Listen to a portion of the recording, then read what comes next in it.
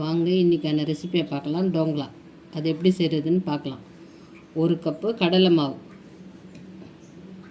எடுத்து மிக்ஸி ஜாருக்குள்ளார போட்டுக்கோங்க. அதில்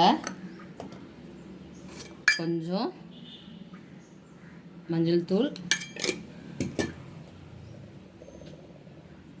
உப்பு இந்த அளவு போட்டுக்கோங்க. அது கூடய கொஞ்சம் ஈனோ இருந்தால் போட்டுக்கோங்க. எல்லாம் வீட்டில் இருந்தால் சோடா மாவு இருக்கு இல்லைங்களா, அது போட்டுக்கோங்க. போட்டு இப்போ இதில் தண்ணி ஊற்றணும். தண்ணி ஊற்றி கொஞ்சம் மிக்சியில் நல்லா அடித்து எடுத்துக்கலாம்.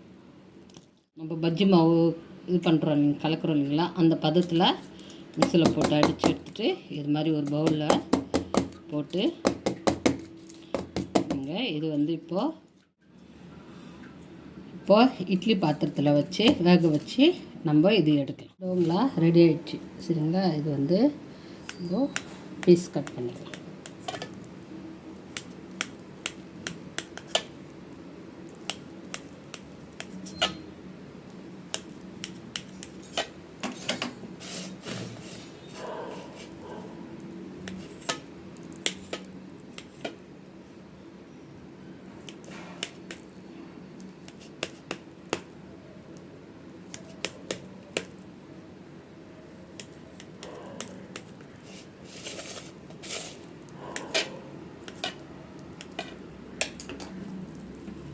கட் பண்ணி இதில் வந்து எண்ணெய் போட்டு கடுகு போட்டு கருவேப்பிலை போட்டிருக்கேன், 2 பச்சை மிளகா, கொஞ்சோண்டு சுகர் இதில் போட்டு தண்ணி போட்டு கொஞ்சம் கொதிச்சதுக்கப்புறம் இது மேலே போடணும். இது கூட கொஞ்சம் எலுமிச்சைப்பழம் லைட்டாக இது மாதிரி கொஞ்சம் லைட்டாக நீங்கள் தண்ணியில் கூட போட்டு. டோங்லா ரெடி ஆகிடுச்சு. நீங்களும் வீட்டில் செஞ்சு பார்த்துட்டு எப்படி இருக்குன்னு சொல்லுங்கள். கமெண்ட்ஸ் பண்ணுங்கள், லைக் பண்ணுங்கள், சப்ஸ்கிரைப்